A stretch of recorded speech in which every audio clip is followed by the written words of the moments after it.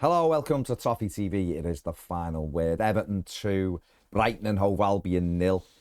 And that sounds amazing to say. It does. It sounds amazing to say because I don't know about you, but I woke up really early yesterday, nervous for the first time for a while, just because all of those horrible scenarios are running through my head. Obviously, we'd had the defeat at Leeds on Monday, and that had kicked everyone in the plums, I think, for the week. You know, optimism had waned a little bit just because we hadn't got players, you know, whatever. The Leeds one really knocked us back a bit, injuries. And then yesterday it was like, this is a tough game because these are a good side. And we got one opportunity. We were only ever getting one opportunity yesterday to get that right on day one. Otherwise it was with us for the rest of history.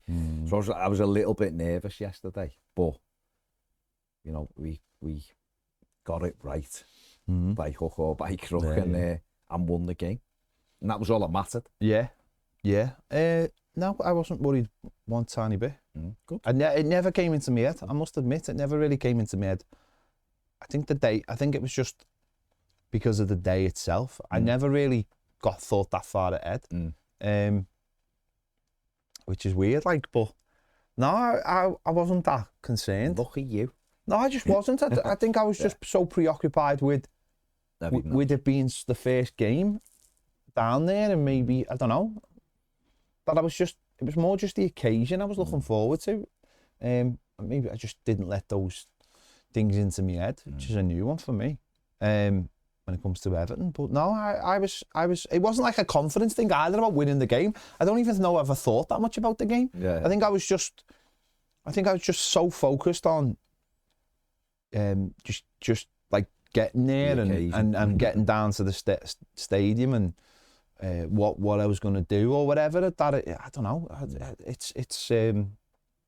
It's all just because everything's just so new and there's I don't know. It just never really come into my head. So obviously the team, there was ridiculous rumours on Saturday. Thank God they were. I don't understand why anyone makes that stuff up, but there you go. But the team came out, the manager there obviously went with Jack Grealish in the side, which was key. I felt he'd play him after his comments after Leeds. Tierno Barry in the side, which was excellent, getting him in there as well. You're looking at that team and looking at the midfield, and you're thinking, you know, we can get at these now. We had Grealish, we've got Barry, we had Njai, we've got Dewsbury, all likes to break forward as well. What did you think when that came out then? Were you buoyed that Jack Grealish I thought Jack Grealish should start. I thought there's no way he's keeping him on the bench for this game with everything surrounding it. Even if he played an hour. I thought it's better to start a play for an hour and get that impact than bringing him on for the last half when he might be able to get into the game properly. The Barry one was the one that surprised me, but really probably shouldn't be surprised because Beto's performance on Monday was just wasn't good at all. No. And I think that's the point of having two centre forwards who are probably more similar to each other than we've had for a while, is that ability to bring one in when the other one has had a stinker. And also at this stage of like jockeying for positions, making sure Beto doesn't think that the hard work's being done. You know, you scored some goals, you've got on the team, you've been given the number 9 shirt, your work's done. You know, there's a lad on the bench, like we spoke about last week, about maybe giving him games to get him to that level because he is young and raw. So that was the one that really surprised me, but I was glad he went with it, to be honest. Yeah, and then obviously we're looking at, you know, everything around that. I mean, the display before the game and the flags and all of that, the fireworks and the noise when they walked out. It was quite an occasion, wasn't it? You know, you get to do that once, don't you? We'd have the Roma game and it was you know, it was whatever, but that was the one. It's the real thing, wasn't it? Meaningful. It was real, and it was fantastic, really. No, it was brilliant. They got it. It was all, you know, not saying the day was perfect, because obviously there's still plenty of teething problems, but I think as a if you were looking at it from the outside, the spectacle of seeing it on TV, I would imagine you'd look at it. Sunny day. You'd look at it and think everything was perfect. The drone shots of the stadium looked magnificent. Though even the way they angled the camera so you could see Goodison in the background. There's a lot, they got all the stadium is, it's got the Hill Dickinson on it. It looks, it looks spectacular. It looks spectacular, as you said, on the riverfront with the weather. And I think the fireworks and everything just added something to it. And yeah, there's no, if you were looking from the outside, I imagine there'd be a lot of people who would be jealous of what we've got.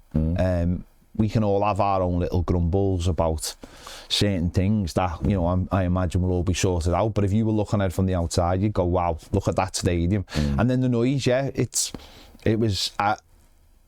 funny enough, it was one day when we were outside and we were behind the south, just after I met Fatboy Slim. When we were underneath underneath going into our turnstiles, people were singing, and even the noise there was unbelievable. The way it bounced off the roof and stuff outside the ground, and then you can hear people inside the ground, and then when people started singing properly, the noise just stayed inside the ground. It echoed round. It just, we obviously we were in Atlanta and the way that echoed, but that was the roof was closed. This had a similar feeling to it. It just the once that noise started going around the stadium, even if it was only like, a Goodison in the Gladys Street song, you knew it was the Gladys Street. This felt like the whole place was, and I'm sure it was, but it just goes round the stadium. And I'm sure there was a lot of envious eyes looking towards us at some clubs who either have already built stadiums or have had stadiums handed to them, let's say. That there'll be a lot of envious eyes towards us. Yeah, definitely. I mean, it was the next, and it is the acoustics. I mean, Dan Meese was there, wasn't he? I'm sure it was a hugely proud moment for him to be sat there and see what he's obviously envisaged before, and it's playing out in front of your eyes. And even for the Brighton fans, when they had a few songs, they were loud, weren't they? Loud, so fair play to them as well. I thought Everton started the game okay. I mean, they're a good side, and I think we saw yesterday the big advantage for us now of having people like Jack Grealish and Keenan Dewsbury up who can keep hold of the ball. Too often, I think some of our players just want to get rid of it quickly, and I think when you're playing against a team who's really good at keeping the ball and moving it around, you have to have a similar weapon when you get possession. I thought Grealish did it ever so well for us yesterday. We were switching the play.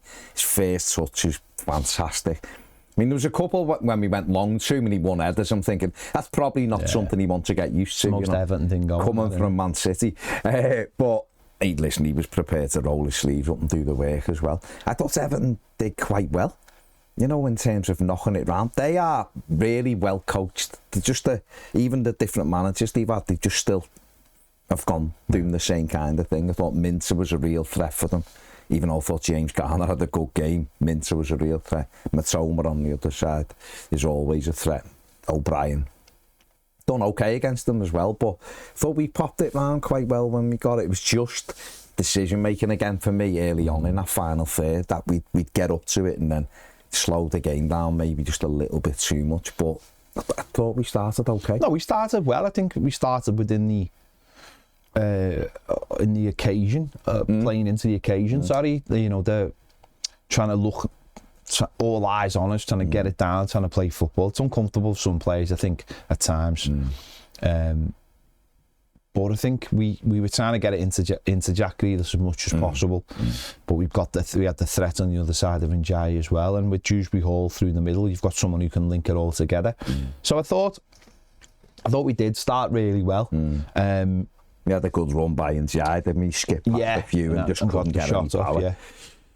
I thought we started well. It was just always that worry of them getting down the sides, because let's be honest, their biggest threat is in maybe our weak. Matoma's like the worst person Jake O'Brien can play against because all he has to do is lean on him and it can be a foul. So he has to be very, very careful around him. And obviously for James Garner on the other side, he's playing it on his wrong foot. So he has to go always on his wrong foot. And if you're playing against pace, that's so difficult. So I think we did get exposed at fullback, but without either player having a poor game. It's just not natural. Like Jake O'Brien can play right back really well. It's just that's a really tough opponent to play against. I thought, but at the same time, done well. Yeah. But it's hard to get tight to him because you know how fast he is, and you don't. That's the difference between a centre back playing right back and a right back playing right back. I don't think. Like I looked at his stats, Jake didn't win many duels yesterday, ground duels, because he just can't. He can't be clumsy. We saw that when we played them away. When we won it, like he played fullback, you just can't get tight to him because he's so quick. And we saw that later on in the game when they got the penalties. Like the way he played that, but it was a fantastic ball. But it's just not being able to get tight because he'll wriggle away from you. So you're almost saying, "I'd rather you put a cross in than beat me." We'll deal with it. Than beat me, and yeah, neither had a bad game. It's just that's where they were at their best. They had, Brighton. Wouldn't sit here and say they didn't have opportunities because they certainly did. And Danny Welbeck missed a good opportunity after Mintz has done brilliantly. Although Trisha was asking for a foul, I'm not sure. No, he just overran himself, didn't he? And if he plays it ahead of Danny Welbeck, he can tap it in and he cuts it behind him. And he puts it over the bar. And they also had James Tarkowski missing a long ball, and then blaming Jake O'Brien. I understand what he was saying to O'Brien. Matoma set off next to O'Brien, and by the time Matoma has the shot, O'Brien's nowhere near it. But if he'd have just cleared it, he should have really just side-footed it out for a throw rather than trying to pull it down. Sunday League. It was. He was all over the place. And Tarky, when he has those games, because he's been a fantastic signing for Everton. He has them every now and again. That first, he was better second half, but the first half he had that, and he also had the back pass when he didn't look. And Jordan Pickford's made an absolutely huge save. Otherwise, it would have gone 1-1 at that stage, wouldn't it? But we did score the first goal of Hill Dickinson. It was that man, Iliman Ndiaye, who has got his name in the history books. But what I wanted to highlight, we've got some stills. Was Tierney Barry and how important his role was in both of the goals. And we start off with, it's a throw-in by O'Brien. Just the ability to be able to control a ball. Like Beto is not smooth in terms of his first touch, is it? Whereas Tierney Barry's much better. Ball thrown into him, he pulls it down. Iliman Ndiaye got him the arrow where he's going to go. We take it on one. What he does really well is he motions to come inside, and I've got the arrow. Two of their players follow his motion, and he flicks it back the other way to Ndiaye. We take it on. He gets flattened, but they're wrong-footed, and it enables Iliman Ndiaye to get on the ball and break. Got Dewsbury all an arrow with him as well, because that's the area he's going to break on. We take it on James, he skips inside. Now we've got Garner, Dewsbury all. Grealish is also at the bottom of this, you can't see him here. We go on again, the ball switch wide to Grealish, and then off we go. We've got Barry and Dewsbury, Barry and Iliman Ndiaye circled onto the next one. That's where Grealish wants to put that ball. Barry makes a brilliant run there to take them across. Illy goes in, back post, goes across, he side foots it in. The old Man City goal. And Everton are ahead, and it was, from a throw-in, that's probably 10 yards outside our penalty area. Yeah. To that move, it's a great little first time by Idrissa to Dewsbury all, off to Grealish, back post, tapped in, just cut Brighton apart. And that shows you what the weapon that Everton have got now by getting the Dewsbury all and by getting Jack Grealish in, having a player like Iliman Ndiaye. But that good touch and movement centre forward play by Barry opened it all up for us. Yeah, it was like speed of thought, wasn't it? And movement rather than speed of player. And it moving the ball that quickly from one side to the other. Jack Grealish you know, getting chalk on his boots, keeping the width as well, where other players are tempted inside there. I mean, you're literally told to come over one, aren't you? But he stayed out, and having that little bit extra, those extra yards there, to skip past the defender, because the defenders don't know which way he's going to go. No. And then having Ilimanjai at the back post, and having, you know, one winger cross to another winger, or wide forward, something we haven't seen for a while. So, and Dewsbury holds his Ivan on as well. But as you said, it started with Tierno Barry just being able to hold the ball up and use it effectively. So that's maybe what the manager's seen in training this week, is that ability. And once it gets out of Grealish, you just think, he's got all the tools, hasn't he? All the ability. He said himself. Because I noticed early on, he was just doing the Man City trick, wasn't he? Where it was just getting it and then laying it back. Whereas, like, he obviously's got both sides of the game, and that's maybe where that will be such a huge benefit to us, is that he can see the pass, the straightforward pass, second goal. But there, he's took him on the outside. And it was a great goal. It was a great goal, for the occasion. There was a few times he wanted James Garner to overlap. Yeah, and that's the issue, isn't it? That, isn't it? And he's holding it up to come inside to create, and he created so much space. If he would have had sort of a raiding left back, he'd have been in and round the back. But brilliant goal, and Barry, great awareness. And I thought, first half, he won everything in the air when it was on the angle, and there was a few he's angled headers for runners and he just didn't get. Just got too much contact, but you could see him bringing other people into the game and getting his head up, and I thought he gave us that foil. We had a moment not long after it where Tim Irabunum skips past the couple and has a shot with his left foot that just goes wide. And you know, Brighton were always a threat. Obviously, they hit the post as well, deflection that hit the post and come out, and we made sure we got blocks in, and we had to be wary on the counter-attack of them, but they had to be wary the counter-attack with us. And I think when you've got someone like Jack Grealish who's got that ability to kill the ball quickly, and then his head's up and he's always looking for runners, Dewsbury all's trying to link up, and we had Irabunum coming across as well, it meant he could go 1v1, and the amount of times in the first half he did go 1v1, skip past them. You know, the minute the players are sort of fully up to speed with what he's going to do, I think we can get much more joy from someone skipping and getting it. Got to do the other side then, of course, with Njai. We want Grealish at the back post tapping it in, but I think that would have really give a lot of hope, I think, to Blues to watch that and see us playing in a different manner with different skill sets. I think it's the first time we've had a player who can put a ball in like that since probably like with Charlison when the Carlo Ancelotti season, who can put a ball in, fire it across the front line, and if you can get men in there, all he needs to do is get a touch on it. Don't get me wrong, Njai's finish for the goal was fantastic, because it's not a difficult one, it's not an easy one, sorry. So yeah, he can go either way, and that's massively important. And it's as you said, the fullback, if we got the fullbacks, if the fullbacks are playing, that's what they offer you, and that's just not what we've got right now. But it's something we can add that to it. Especially having the left fullback. It's nothing against James Garner. He was making sure he was back and covering us, and he was trying to join in, but he was never going on the outside. And we've seen Michalenko at times go on the outside with that left foot. If Grealish creates that space, you've got to run it. Then we can get those Luca Dean balls in that we had in that era with Carlo when we did score quite a few goals. What did you make of Njai over on the right? Because it's a position he does play for Senegal. He's been off the left for us, obviously, since he's been here.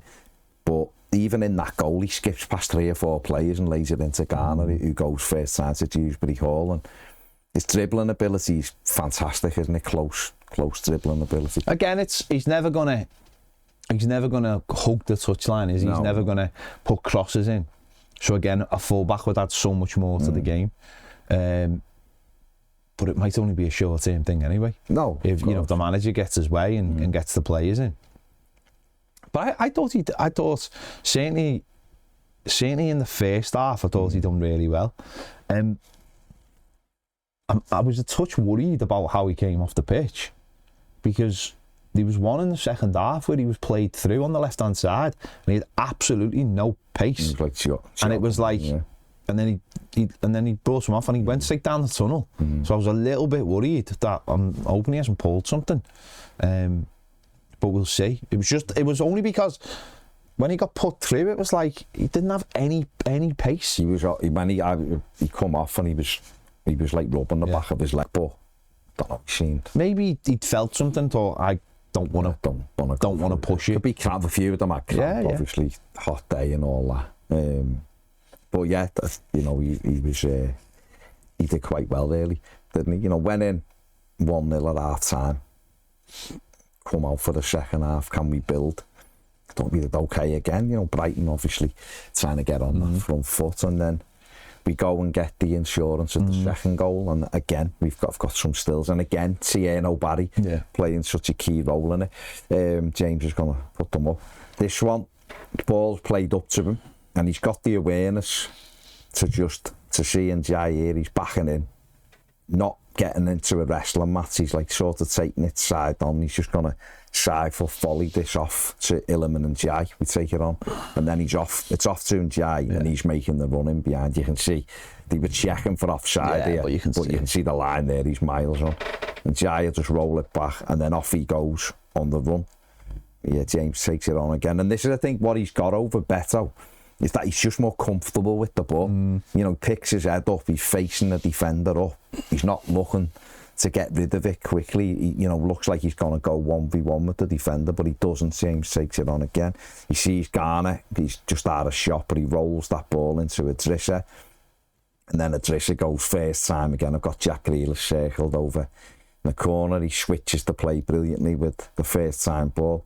Grealish holds it up, and we've got Dewsbury Hall then making that burst and run pass to take, you know, the defender with him to create that gap. He goes on, Grealish lays it back, James Garner runs on, smashes it first time, and there you can see it flying past the keeper into the net. It was a brilliant goal, great hit from Garner, but again up to Barry, lovely little possession, bump bump bump, and it's in the back of the net. And again, something we haven't seen loads of from Everton. It's got better as obviously David Moyes has come in, and the play's got a lot better with us. Better footballers means moments like this. David Moyes coaches for the level, doesn't he? In many ways. He always he's always coached to the level. Well, some managers don't. Some managers dumb down. Some managers overcoach. Some managers try and give players too much. They can't do it. And I think with better players, you're going to see better football. I think that's always been David Moyes' way. There's always going to be a mix, but I think that goal showed it. And you're right. There was once again. It's having a player like Njai on the right who's got the intelligence to pop it back to him rather than have to take a touch. Let's just say. And he's away, and he said he gets his head up, doesn't just throw it into the box aimlessly, but there's no one in there. Allows the play to build up, like you see good teams do. And I mean, the strike in the end is absolutely brilliant, isn't it? So, after what we'd seen just before half time, I think that just give everyone that little, like we can hopefully see this out now and make it the day we hope it's going to be. I think really intelligent play by Barry, you know, holding off. It was Dunk, I think it is, and just a cushioned first time pass, and then off you go. And it's those little moments. What I'd noticed at Villarreal a lot last season, he wants to come and be the first contact, and then he's ready to spin in behind, and they got really good at getting the ball back to him quickly, and he got away. It's something that we're going to have to learn as a team. He's going to have to make slightly better runs. I think he got involved in coming short a lot in the first half, winning lots of things in the air, but he wasn't necessarily getting himself back in the pockets, in the box. But I think that'll come, because that was his natural game last year. But that was just one little example of when you are... He's just a better footballer, I think, than Beto. I think it's just fair to say. And even in game intelligence, you know, and he's obviously 5 or 6 years younger as well. So... really good. I mean, you don't play for the French under-21s No, if you're not got that intelligence of play. And that was the thing, just opened it, and you're right within Jack. He didn't have to take a touch. He wasn't panicking. He just let it come across his body, give him it back, and then off we went. And hopefully we'll see more of this as we go forward. I'd like to see a little bit more aggression out of him. Yeah. I thought there was 3 or 4 times in the first half where it was a foot race with him in the centre-back, and he let the centre-back get there first. And it was just, if you can get that nick on the ball first, you'll either get brought down or you're away. And that was sort of like the first thing we saw Beto do when he came on, is he got that first contact and he got away. And I'd just like to see that side of him, and, you know, with the size of him, and he just needs that little bit of an edge on people to be, I've got to put my body, you know. What he's done really well in his career so far is he's always stepped up. He's gone to the level, got used to it, stepped up, then gone to the next one, got used to it. He even done it last year at Villarreal. He went and wasn't a starter, he was sub, and he had Saul, and then he got himself in, and then he stayed in. And we heard David Moyes after the game talking about him, saying probably in a little bit earlier than what I'd sort of anticipated, but you know, and he's been heavily involved in both goals, and he was really good in the air. I mean, a couple of times he got too good a contact, one in each half off a corner. He just lets it hit him, it's a goal, but I think he just needs, it'd be great for him to get off the mark. I think it'll settle him down as well, but I thought he did really well. And then, you know, it's about managing it then, isn't it? We get a free kick. I think a lot of people were disappointed someone didn't have a shot. Dewsbury actually puts a nice ball into the back post, and I don't think he was too happy that no one went and challenged for it, but that should have been a shot at goal. We had again breakaways. Beto comes on you're right, the first thing he done, real aggression, gets there ahead, he's running in on goal. I'm thinking, just shoot. Hesitates and runs the ball out, doesn't even get a corner. And they're the moments, get the yard for yard, get a shot away. If the keeper saves it or you blast it wide, so be it. I'm just when thinking, but maintaining these, they weren't really doing too much. The one shot that Pickford pushed out that he should have straight at him, they weren't really offering that much. They go and get a penalty. And a few people I'd spoken to were fuming over the penalty. I've looked at it again. It hits his hand.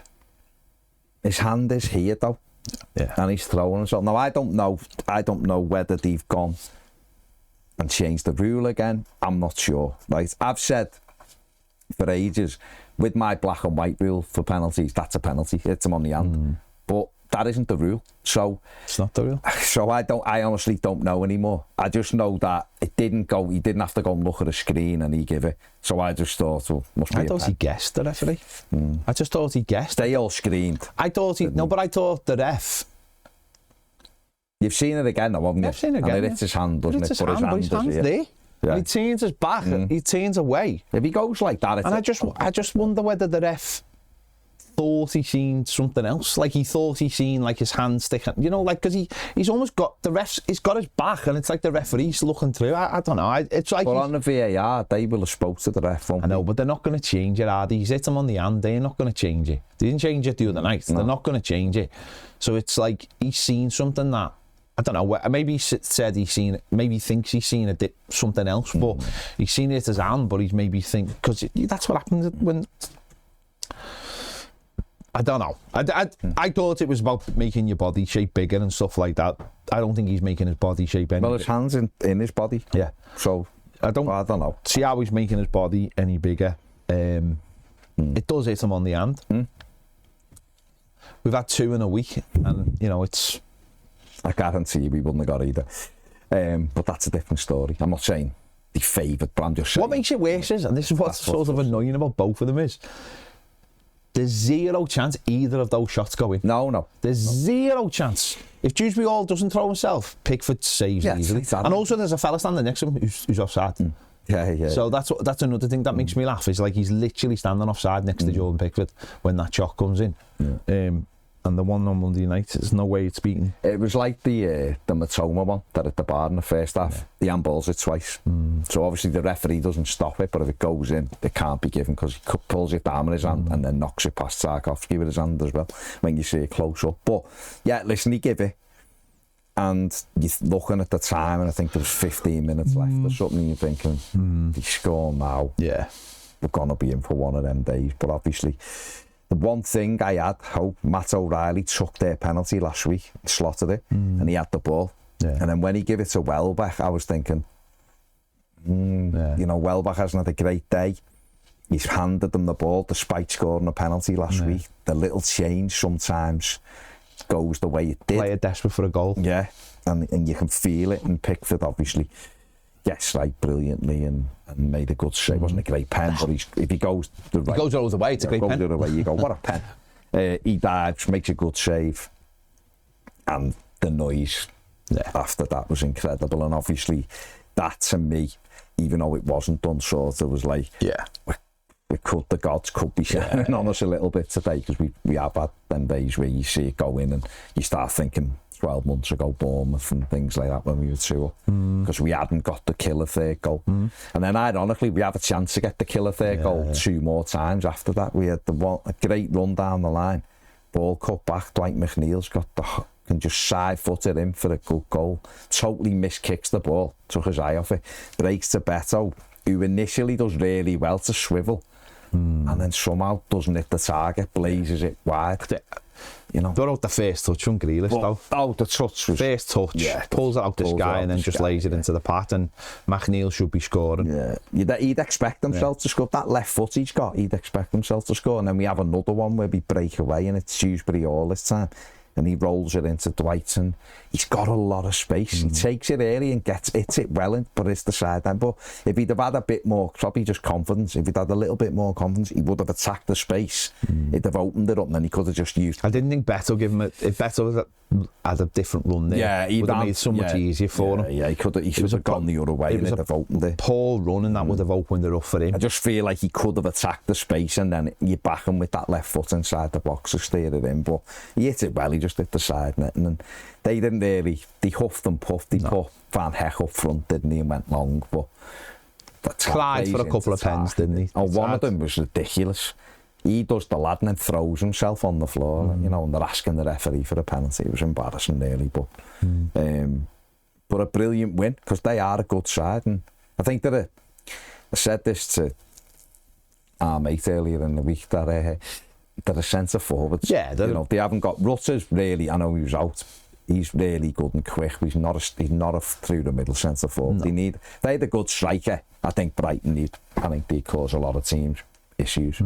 They just, Welbeck's been brilliant, don't get me wrong, he's not prolific, is he? Feels like a year too far. But it's probably coming a little bit. But from us, you know, to win the game, to get a clean sheet, you know, the opening game, like you said, we had one opportunity, one go at this, for history, forever it would have been.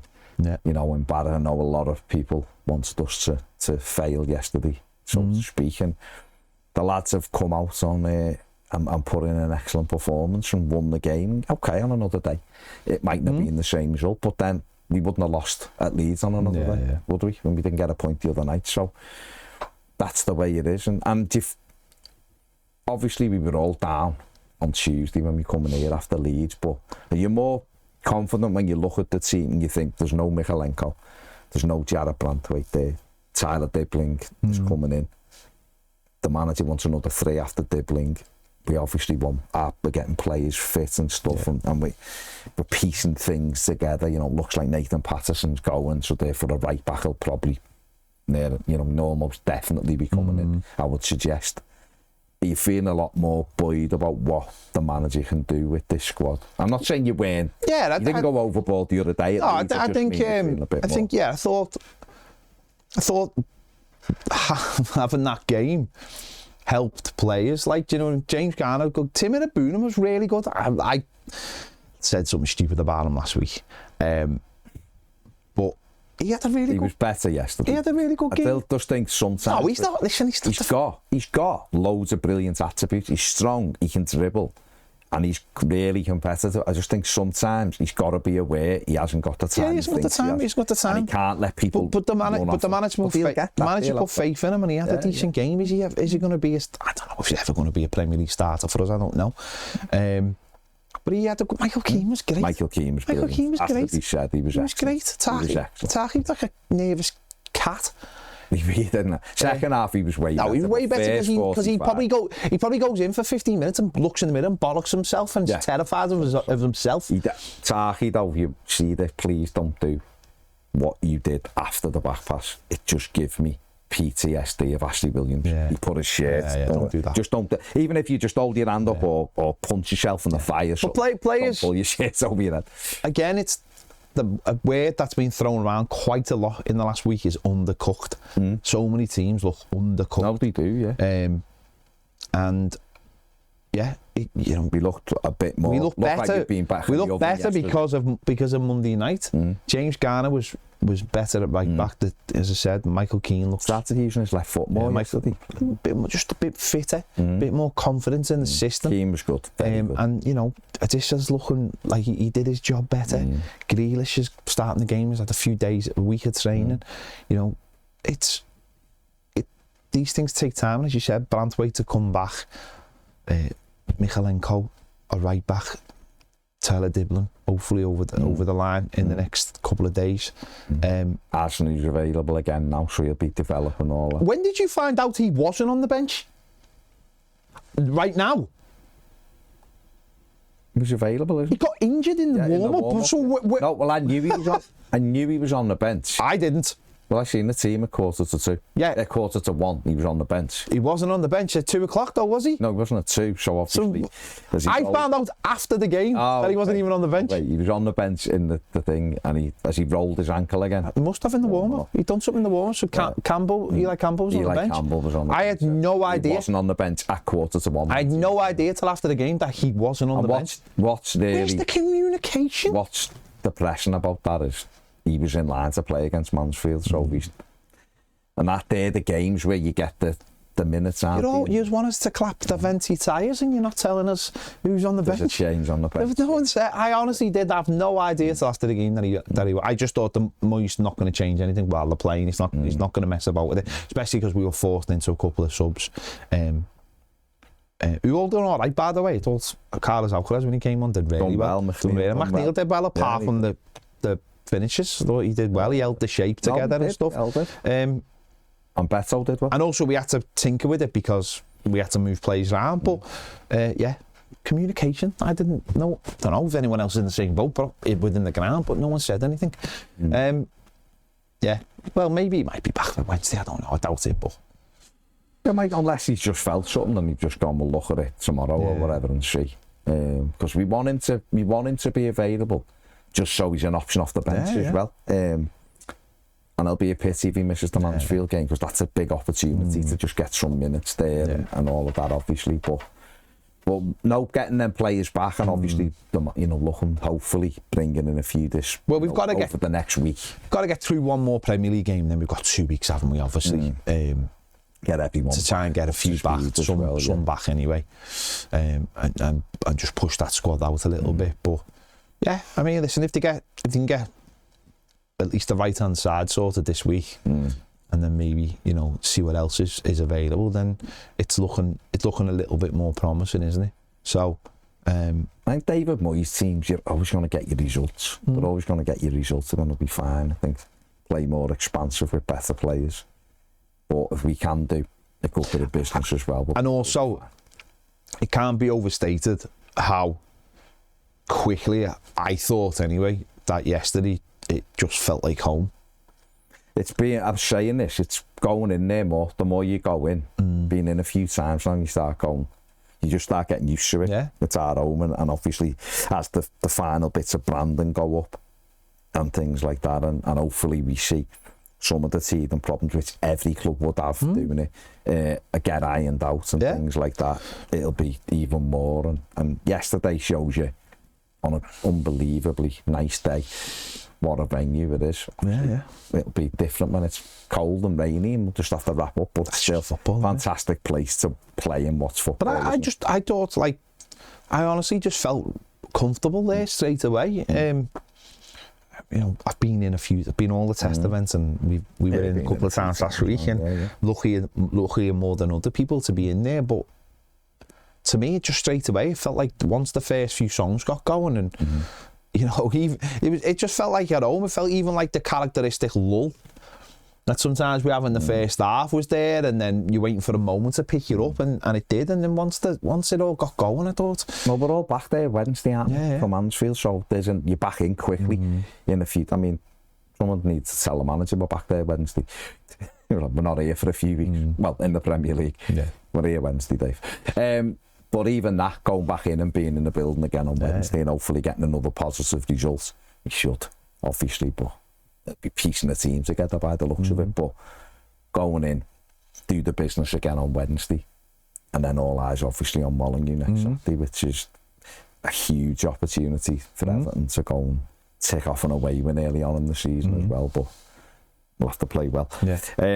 Let's have a look at Jack Grealish first, because he was obviously outstanding yesterday, coming in for his full debut and done an absolutely brilliant job. You know, passing accuracy 83%. He had 2 assists, which he hadn't had for a couple of years. He won 100% of his tackles. As you can see there, 7 ball recoveries and 2. What's the bottom one? Chances created. It's because it's behind the light and you couldn't see it. And there you can see his heat map. But he was brilliant, wasn't he? And obviously he is a class footballer. And if we can get more out of him going, I'm sure we will do, and the players get used soon, he's going to be a fantastic signing for us for this season. Yeah, I think it's just quality, isn't he? He's having that bit of quality, but someone who looks like he's really happy playing football, having a bit of freedom. Some of his comments after the game really interesting about Manchester City and feeling like never going back. That's what I felt. It did. Just the way he spoke. I think when you've got that player and you've got that little bit of quality, it will worry opposition teams, and they'll start paying attention to him. And he's good enough to know how to handle that and how to bring other people into it. So yeah, it's great just watching. We get to watch him. Player, isn't it? Yeah, it's class player. It's great to have just a real big talent in the Doesn't side. have to worry about controlling the ball. Brilliant. But the more you put in, and Jai, Dibbling, you know, Dewsbury, all good footballers, when you have more of them in your team, it just creates more issues for everybody else. Another player who was obviously brilliant yesterday was Jordan Pickford in goal. You have a look at Jordan there. 4 saves, 1 penalty save, high claim. But the goals on target, you know, the expected goals on target 1.54. The expected goals on target saved 1.54. So he was excellent. I mean, you know, we created James Tarkowski in the first half. A very attacking play for Brighton. But when they got through, Jordan was there. I did find David Moyes' comments quite funny. Like, basically, he does me head in when he's kicking things everywhere, but he was brilliant in goal. Because there was a couple of times where he's just relax. But he was excellent, Pickford. Huge performance when we needed him again. And brilliant, absolutely brilliant yesterday. Yeah, especially when all the others seem to be losing their heads. All the other suitors that people keep putting people keep putting out there. It's not even a contest, is it? It's no, well, listen, it's just stable, isn't he? Just you know, even like things like there's one in the first half, they put a ball in, was it corner or throw, and he punched it, and the punch went out for a throw, and it was like we've seen, you know, again, first couple of weeks in the Premier League, a lot of flappy wrists, whereas he's making sure he's got, you know, you can see it there, you know, that he's got it, and all the people who want his bottle banned, I mean, I just think they need to be banned. Jamie O'Hara. Just there's a few weirdos out there. It's just like, why? So players can't be given instructions. That means you can't pass notes to people on the pitches and all that kind of. It's a load of nonsense. Well, so if you're taking a pen and he knows which side you put it at, that's up to you, isn't it? Flams. But no, and a great moment for him, obviously, when he saved the penalty, and then the whole stadium, you know, 50,000 people singing your song. Yeah. What a moment for him. Let's have a look at the match stats from the game. Everton 2, Brighton 0. 11 shots to 13. you'll have to do it, Peg, because there's a big light in the way. 3 on target for Everton, 4 on target for Brighton, 1.6 XG for Everton, 2.43. 42% possession for Everton, 58 for Brighton, which isn't bad. 42 is not bad against them. Yeah, That's not bad. Not bad. Their XG obviously was better. They had big chances, didn't even. Danny Welbeck's penalty, I think, was 0.73 or something. I think the one he put over was 0.7, you know, so they did have big moments, but we won the game, and that's all that matters ultimately. And, you know, we're up and running. We're 8th at the time of recording. I mean, you know, those heights. 8th. Now it's listen, to get off to get your first win at the new stadium. An August win. Get a win. I know. Well, like I said yesterday, first time since we beat Brighton 2-0 in 21. So there you go. And we broke that little thing of the last 4 seasons. The away teams won 3 times, innit? So don't start worrying about when we go the Amex. But great win for Everton. So let us know what you think in the comments section below. How did you find the first Premier League game at Hill Dickinson Stadium? Did you enjoy Jack Grealish's performance?